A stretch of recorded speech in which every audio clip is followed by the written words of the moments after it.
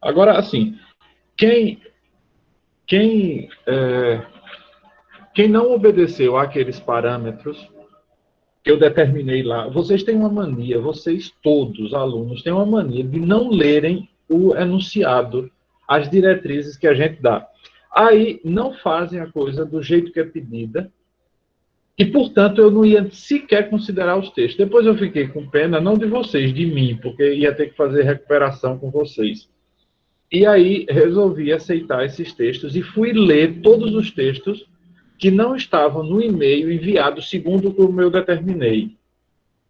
Que eu deixei tudo avisadinho, praticamente eu desenhei, só faltou fazer um vídeo explicando como era para fazer. Mas aí, só que, obviamente, uma coisa é considerar quem não obedeceu ao que tinha que ser feito, quem não seguiu os parâmetros, e outra coisa é quem seguiu. Eu não vou considerar quem não seguiu. Ah, mas eu não percebi. Não, desculpe-me, mas estava avisado. Não foi, eu não avisei isso na aula, eu deixei escrito no enunciado lá para que todo mundo tivesse acesso e seguisse o padrão que eu determinei.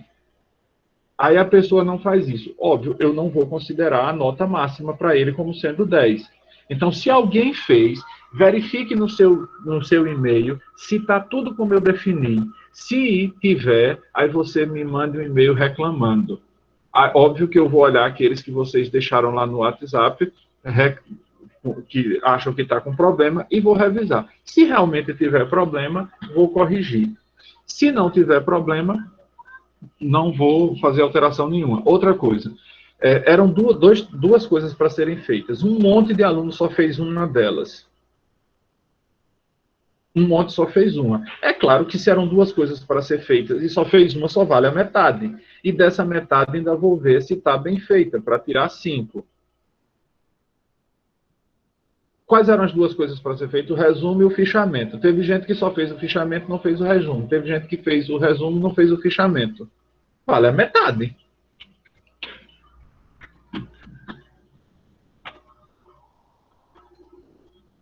Então, eu vou revisar todos os que foram pedidos.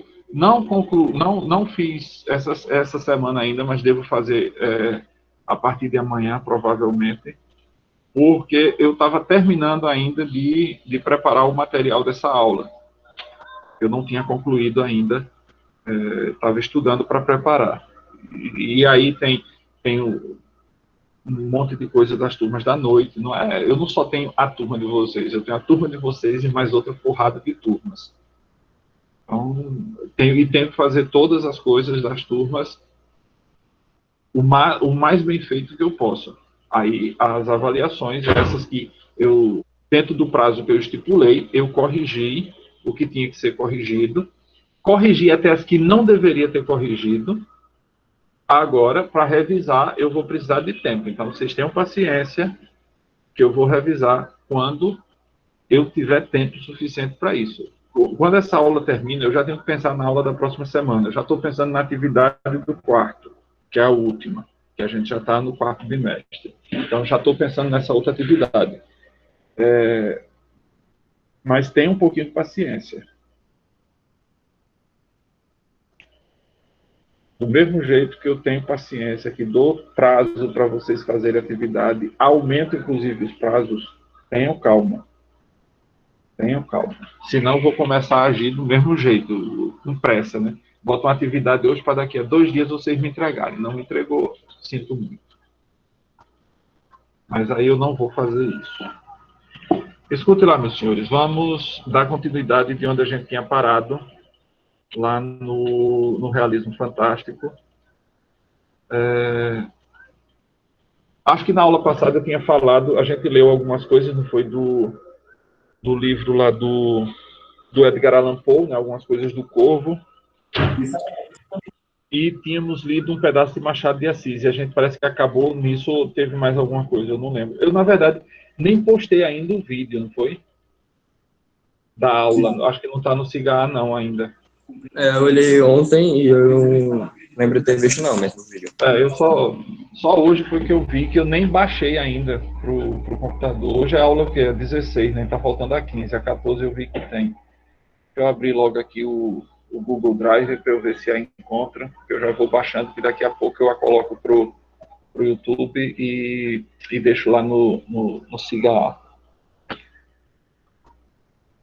Aí, para completar, agora já está o coordenador da minha coordenação, né, da coordenação de linguagens e código, já está abusado, porque já quer fazer reunião para a gente ver coisa desse R3 já. Ah, meu Deus, é coisa por cima de coisa.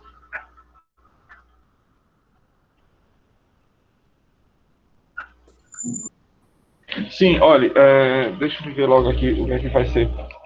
Onde é que está? Ah,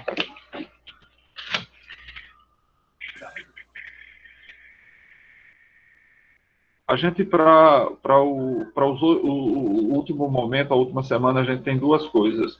Que na segunda-feira a gente vai ver a parte da literatura no Brasil. Veja, não estou falando de literatura brasileira, estou falando de literatura no Brasil. Na verdade, os dois. A gente vai até a próxima semana, não é isso?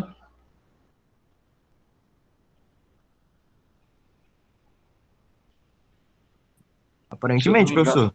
É até a próxima semana. A próxima semana acaba, aí na semana seguinte é a final. Não, a final não. Tem um prazozinho da final, eu não me lembro agora qual é, mas tem um prazozinho para a final e tem que fazer a R2 também ainda. E aí depois da R2 é que tem a final. Eu geralmente deixo a R2 de segunda a quarta, do mesmo jeito que eu fiz, e a RF quinta e sexta. Que aí é tempo suficiente para eu consolidar notas lá do SIGA, que é o que eles querem que se faça. Professor, Oi. o senhor vai liberar a prova depois daqui, é? Ainda vou falar como vai ser. Certo. Deixa eu ver aqui que eu tenho. Sim, enquanto.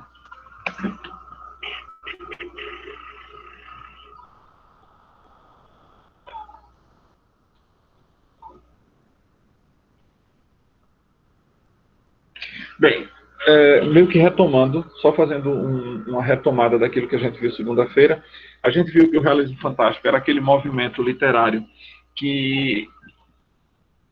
cujo foco era numa realidade desfocada, era apresentar como se... Hoje eu estava pensando numa comparação, é como, por exemplo, do Senhor dos Anéis, é como se Tolkien... Vamos imaginar essa situação. É como se Tolkien estivesse na sala dele, onde ele fumava lá o charuto dele e tomava o whiskyzinho dele. Vamos imaginar que ali passa um duende e, sem querer, deixou cair no copo de whisky dele um pozinho mágico que abria os portais das outras dimensões. Tolkien, sem saber, lá vem sentado na sua poltrona com seu charuto, quando bebericou o seu whisky, abriram-se-lhe os olhos e ele viu aquela realidade todinha daquele mundo fantástico que ele botou no livro. Veja, eu estou fazendo uma pintura para tentar dizer que o realismo mágico é a tentativa de mostrar que dentro desse mesmo mundo em que a gente vive, desse mundo das sensações, desse mundo das coisas concretas, existe um outro mundo que a gente não enxerga e que o realismo mágico quer trazer esse mundo para nossas vistas. É basicamente isso. No século XIX, quando a gente introduziu esse capítulo que eu estava falando, eu falei um pouco lá na segunda-feira, eu falei um pouquinho sobre o realismo, o movimento realista mesmo, aquele que vocês vão estudar lá no segundo ano, no fim do segundo ano.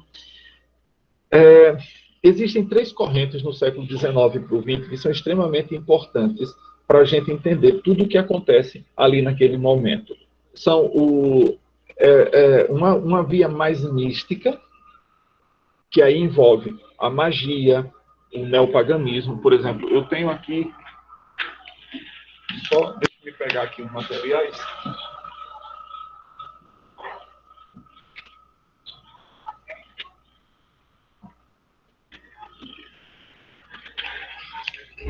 Por exemplo, esses 3 livros aqui, todos eles escritos pelo mesmo autor, Eliphas Levi, e são todos do século XIX. Por exemplo, esse aqui é o Dogma e Ritual de Alta Magia, a chave dos grandes mistérios e a história da magia.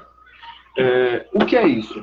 Isso trata de um dos aspectos que era muito corrente no século XIX, que era a tentativa de reconectar-se com aquelas coisas do passado, daquele passado histórico que os nossos antepassados sintonizavam. Então existe essa coisa a ver com magia, com as coisas do ocultismo. O século XIX é muito marcado por isso, especialmente na França.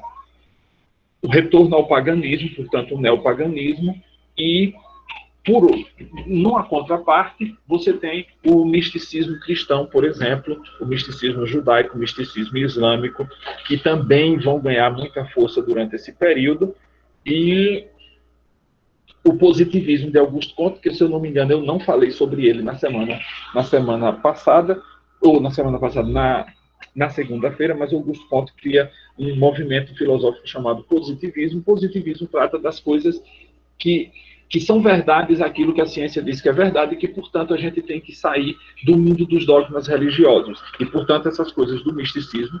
Esse misticismo eu dividi em 3, mas a gente pode agrupar 2 desses, porque como eles são todos 2 místicos, mas são antagônicos, que seria a magia, neopaganismo e os dogmas do cristianismo. Por exemplo, você pode pensar, os dogmas do cristianismo, as igrejas, por exemplo, protestantes e evangélicas, têm dogmas? Sim.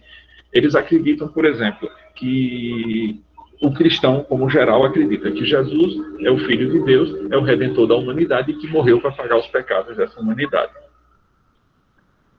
Isso não tem nenhuma prova científica quanto a isso. Por isso é que Auguste Comte diz, a gente deve deixar esse mundo de criança que acredita nessas coisas mais espiritualizadas, essas bobagens no pensamento dele, e acreditar nas coisas que a ciência diz. Mas se a gente for parar para pensar, a ciência é tão dogmática e tão assertiva quanto as religiões. Por exemplo, se por um lado o cristianismo, todas as vertentes, salvo talvez os testemunhos de Jeová, mas todas as vertentes cristãs, inclusive as messiânicas, acreditam que Deus é um só, mas é 3 ao mesmo tempo.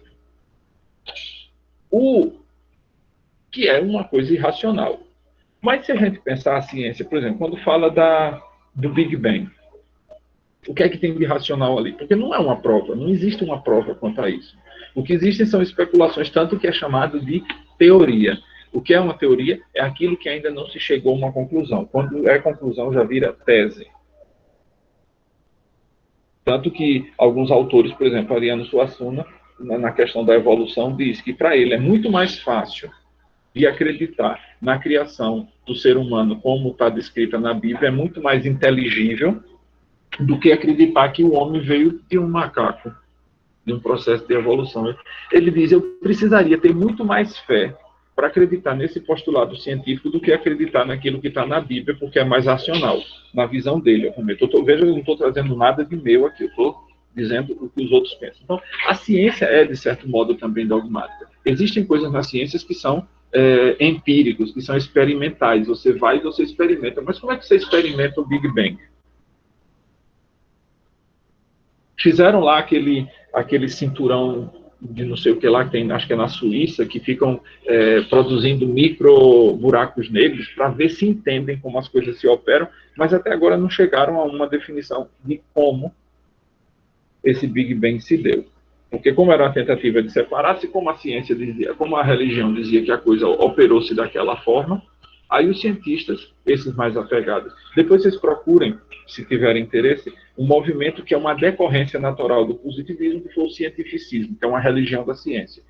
E para vocês verem que qual era o pressuposto desse cientificismo ou do positivismo, afastar-se dos dogmas religiosos. Só que quando você vai para a ciência, como eu já disse, existem também tantos dogmas irracionais como existem nas religiões, e que você tem que aceitar por um ato de fé, simplesmente, é o credo da ciência, assim como existe o credo das religiões, você tem que aceitar simplesmente sem se perguntar. Não se questione, porque senão você é uma pessoa que fugiu da escola, dizem os cientistas.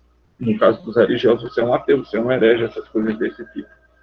Bem, o que vai acontecer é que o cientificismo, e depois se vocês quiserem, como eu disse, procurem um pouquinho sobre ele, não dá para eu fazer uma aula sobre o cientificismo, mas vocês vão ver que é uma religião como qualquer religião e acredita num monte de coisas também, e vocês vão ver que essas crenças não são exclusivamente a ciência. Existe muito mais coisa, inclusive um retorno a algumas coisas que estavam envolvidas com aquele misticismo do primeiro grupo, que era de magia, de neopaganismo, essas coisas todas ali. Que eu não estou fazendo nenhum juízo de valor se é bom ou se é ruim. A mim, eu acho que não compete isso, esse tipo de juízo.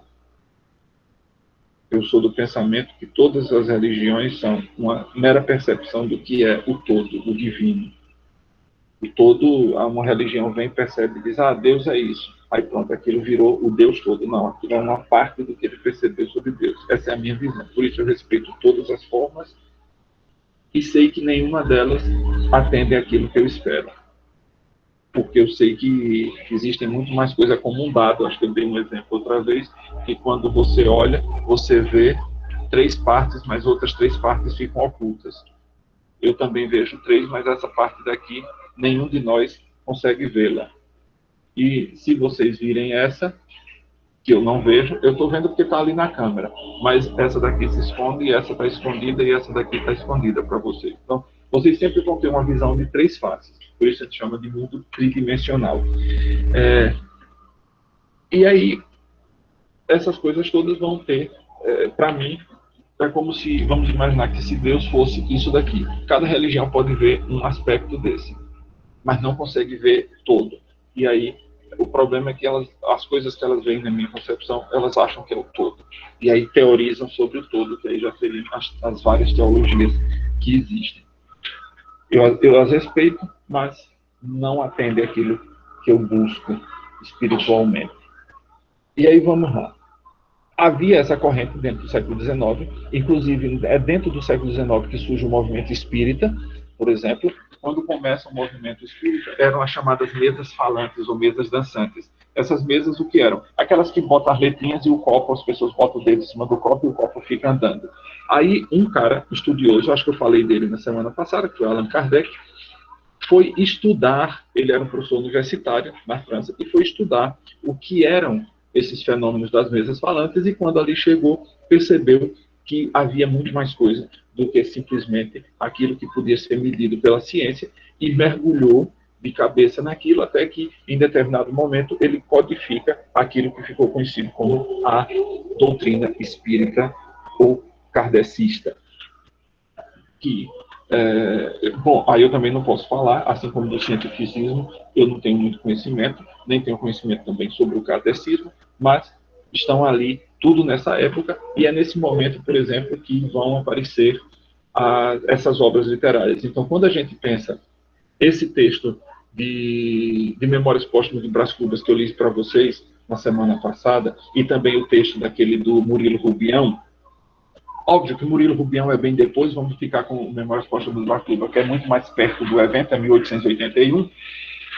Quando você pensa que é um defunto que está contando a sua história, será que não era um pouquinho do kardecismo, da doutrina de que os espíritos podem se comunicar com o mundo dos vivos, que existe alguma coisa que liga o mundo dos espíritos ao mundo dos vivos, que estava Machado de Assis tentando mostrar ali? Lembrem-se que eu disse para vocês que isso é alguma coisa de realismo fantástico. É todo realismo fantástico? Eu hoje penso que sim. Apesar de que essa obra, Memórias Póstumas de Brás Cubas, é considerada a obra que inaugura o realismo científico aqui no Brasil. Só que, repare, o que aqui tem de científico, a não ser que se considere o espiritismo que Allan Kardec pensava defini-lo como com conceitos científicos. Aí sim, ele seria. Mas ele é mais, hoje, eu olhando para ele, eu o vejo mais como coisa muito fantástica. Apesar de que toda a literatura é fantástica, como a gente viu nas aulas da semana passada, né? Mas é uma fantasia que, de certo sentido, ela fica englobada, fica debaixo desse véu que é a realidade. O que o realismo fantástico vem rasga esse véu e diz, olha, há mais coisa por detrás do véu. há mais coisa por detrás do véu.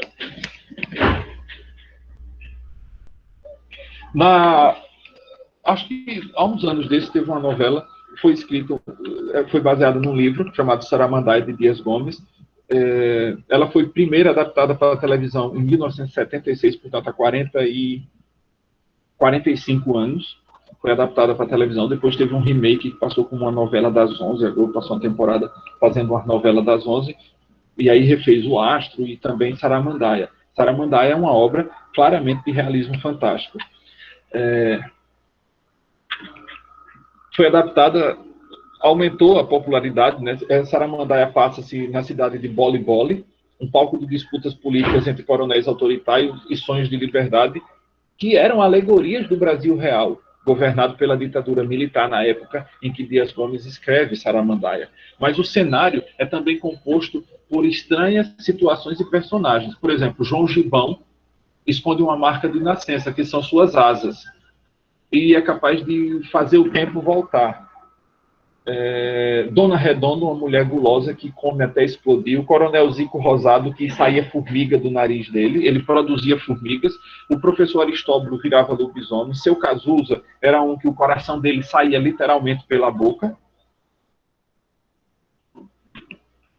Então, isso é o realismo fantástico. Na América Latina, no início do século XX, era muito comum que os escritores viajassem para outros países, e especialmente Berlim, Paris e Madrid, na Alemanha, na França e na Espanha, e de lá voltassem influenciados pelas coisas que estavam acontecendo ali no ambiente artístico da época.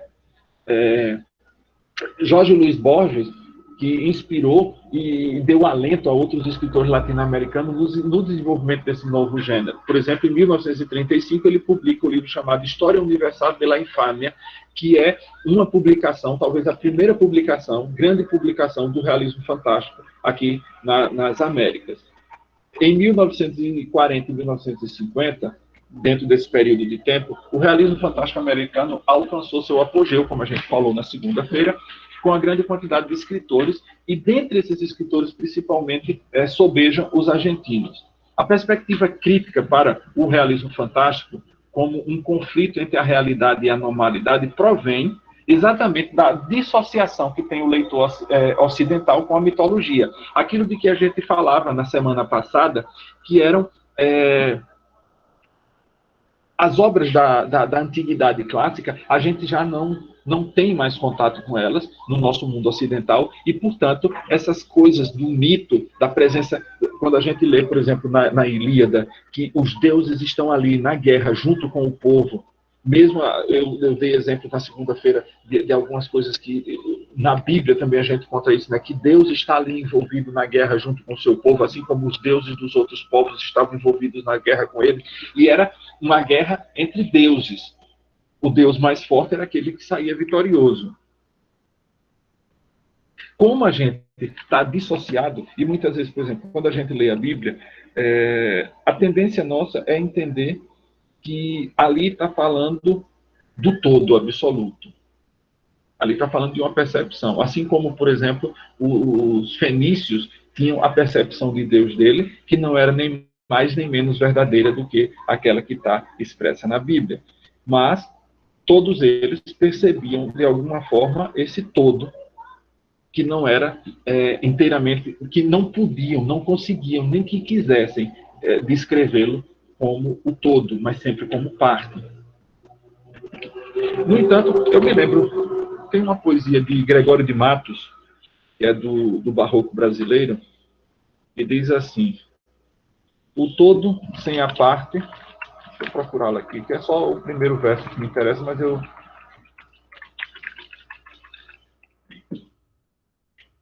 é só o primeiro estrofe, na verdade, que me interessa dela. O todo sem a parte não é todo. A parte sem o todo não é parte. Mas se a parte o faz todo sendo parte, não se diga que é parte sendo todo.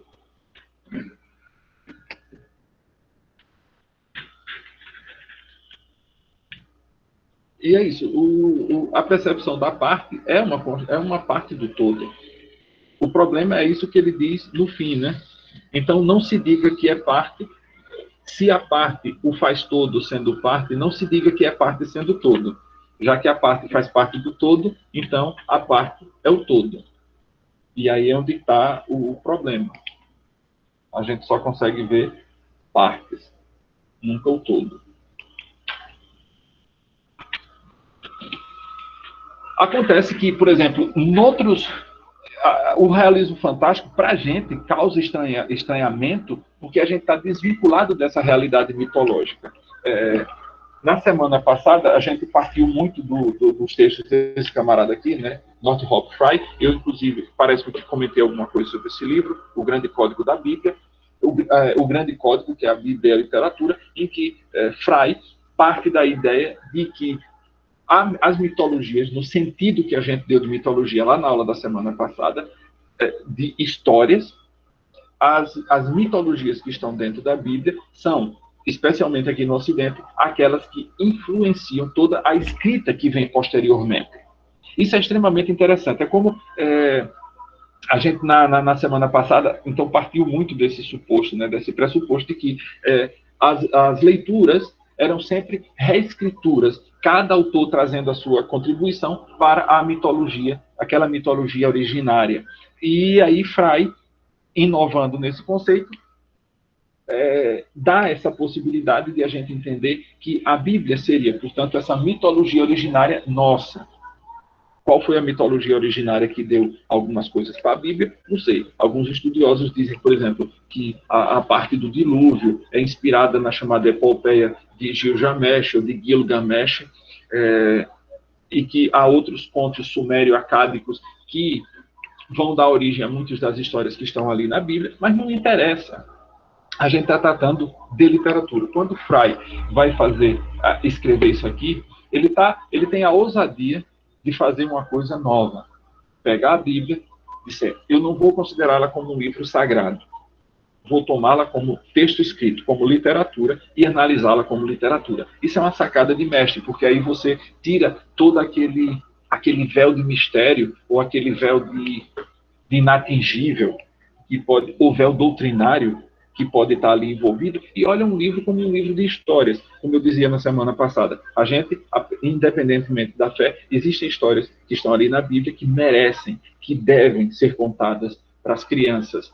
A história de Sansão e Dalila, obviamente, omitindo aqui uma ou outra parte, aquelas partezinhas mais sangrentas, mas se vocês pararem para pensar, as histórias originais de Chapeuzinho Vermelho, eram histórias extremamente violentas. Ali já foi uma adaptação que foi feita para ela ficar para as crianças de determinada época, mas ela envolvia morte, estrangulamento. Eram histórias violentas, essas historinhas infantis que a gente conhece hoje, não eram na sua origem assim, tão docezinhas. Eram histórias violentas. Bem, agora, outras tradições, como por exemplo, no pessoal da Índia, em que as mitologias deles estão muito presentes ainda na vida de todos os dias, essa percepção do realismo fantástico como alguma coisa que não causaria tanto estranhamento é alguma coisa muito presente para eles, porque eles não dissociaram a sua existência da existência clássica, da existência que os origina enquanto cultura. A gente se separou daquilo, porque está muito no imediatismo, né? O que é que está na moda. A gente busca muito o que está na moda e não aquilo que é eterno. Essas obras que a gente vai se acabar e elas seguirão. Então, a confusão no Ocidente deve-se principalmente à concepção do real criada num texto realista mágico. Em lugar de explicar a realidade, utilizando as leis naturais ou físicas, esse gênero cria uma realidade na qual a relação entre os incidentes, entre as personagens e o entorno não pode basear-se ou justificar-se por seu status dentro do mundo físico. Spindler retém que existem 3 tipos de realismo fantástico, que não são incompatíveis, eles são desdobramentos da mesma coisa. Então, ele percebe, primeiro, o metafísico europeu, especialmente com Kafka, que é no sentido da estranheza e o estranhamento, o ontológico, caracterizado pela seriedade ao relacionar eventos inexplicáveis, o antropológico, em que uma cosmovisão nativa se une à cosmovisão racional ocidental. Se bem que haja muitas críticas sobre ser a América Latina a pedra angular de todas as obras do realismo fantástico, é indubitável que foi aqui, na América Latina, que ele se expandiu ao máximo, oferecendo ao mundo grande quantidade de autores do gênero, especialmente, nesse caso, a Argentina teve maior preponderância.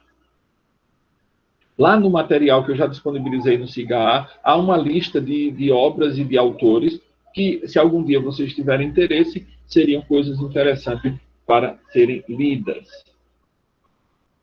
Existe uma série de características que proporcionam a um texto a categoria de realismo fantástico. Sem embargo, essas categorias não são excludentes nem exclusivas, e sua aplicação numa obra varia, podendo utilizar uma ou muitas delas. Apesar disso, apresentam mais ou menos com precisão aquilo que podemos esperar de um texto desse gênero. E aí a gente pode pegar, por exemplo, como características, além daquelas que eu disse na aula de segunda-feira, o conteúdo de elementos mágicos ou fantásticos percebido como parte da normalidade pelos personagens. Então, o elemento fantástico é alguma coisa que não causa estranheza dentro da obra. A presença de elementos mágicos, algumas vezes intuitivos, mas nunca explicados. A presença do sensorial como parte da percepção da realidade. Realidade dos acontecimentos fantásticos, embora alguns não tenham explicação nem sejam improváveis de acontecer. Percepção do tempo como cíclico, ao invés de ser linear. Então, as coisas que aconteceram tornarão a acontecer. O tempo seria um círculo e não uma linha, como a gente tende a conceber. A distorção do tempo para que o presente se repita, e aí é a ideia da circularidade, ou se pareça com o passado. Parece que no Eclesiástico diz: não existe nada de novo sob o sol. Tudo que foi tornará a acontecer.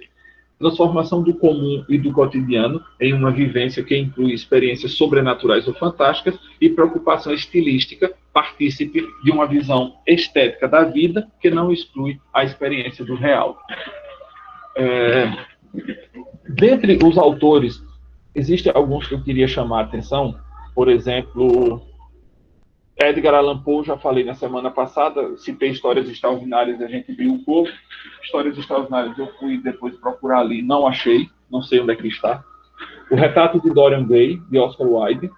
A Metamorfose, já falamos dela na semana passada. Há um interessante, Drácula, de Bram Stoker, um livro fabuloso. Alice no País das Maravilhas e Alice no País dos Espelhos, de Lewis Carroll. Que mais?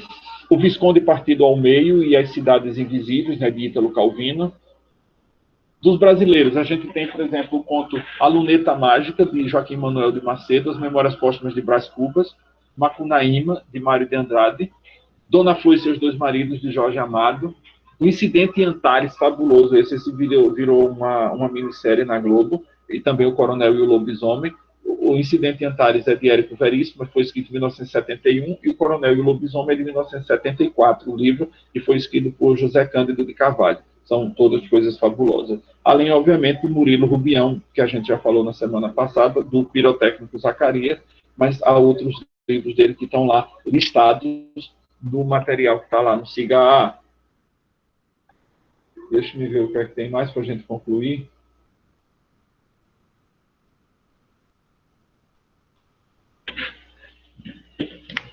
A existência de alimentos fantásticos no mundo real. Isso aqui, lembra-se que eu disse que é como se a literatura respeita as coisas do mundo real, apesar delas ser por natureza fantástica, mas a literatura convencional vai abordar dentro do véu do mundo.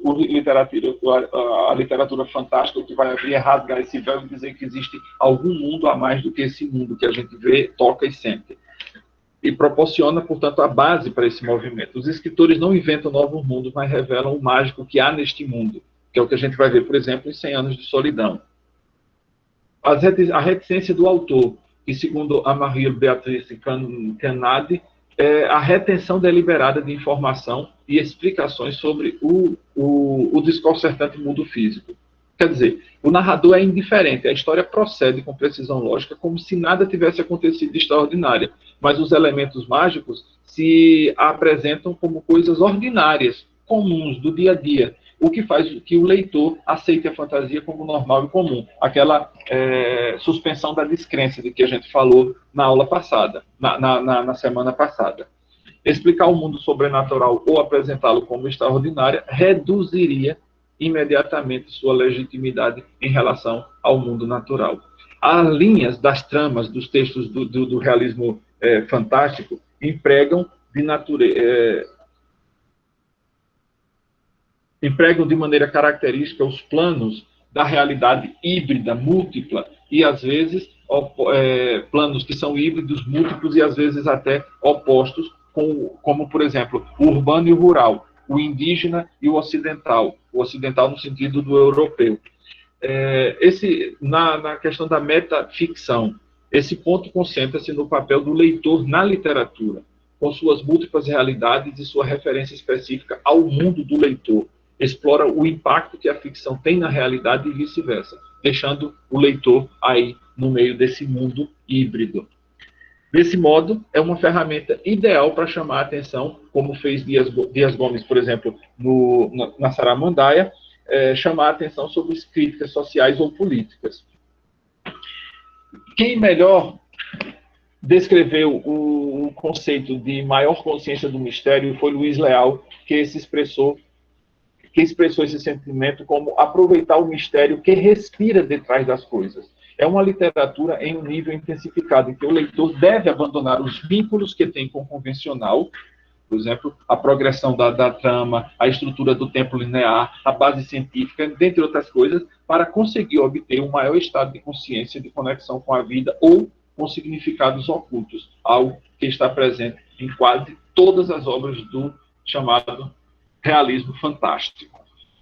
E aí a gente conclui essa parte sobre o realismo fantástico. Vejam, a atividade do quarto bimestre, antes que a gente termine, eu sei que o tempo de vocês já vai ser coisa rápida. Vai haver duas atividades. Uma para a turma A, vai ser uma atividade só, mas essa atividade vai ter dois grupos, uma para a turma A e outra para a turma B. Depois que eu as organizar, eu ainda estou organizando, eu já fiz uma delas, eu vou organizar a outra. Depois que eu as organizar, eu vou lançar lá no grupo para o representante, os dois representantes. Vocês não vão saber o que é. Vai ser uma coisa, o mesmo caminho, mas com ponto de partida e ponto de chegada diferente para cada turma. O que vai acontecer é que simplesmente vocês vão escolher, os representantes de cada turma vão escolher uma letra, A ou B, e essa letra vai ser o trabalho de cada uma das turmas, tá certo? Mas aí depois, assim que eu termine de organizar o material que vai ser preciso, eu deixo lá no SIGA a indicação e lá na parte de atividade eu deixo a descrição exatamente de como deve ser feita, tá certo?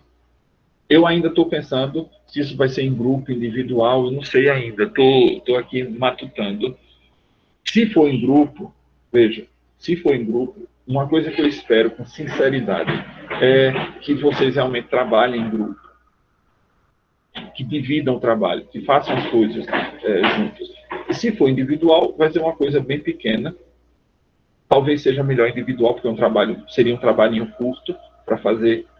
Não vou adiantar o que é, mas seria um trabalhinho curto para vocês fazerem e me mandar, lembrando de obedecer aos critérios que eu vou definir lá no SIGA, sob pena, desta vez, de quem não obedecer a isso, eu não considerar o trabalho como válido.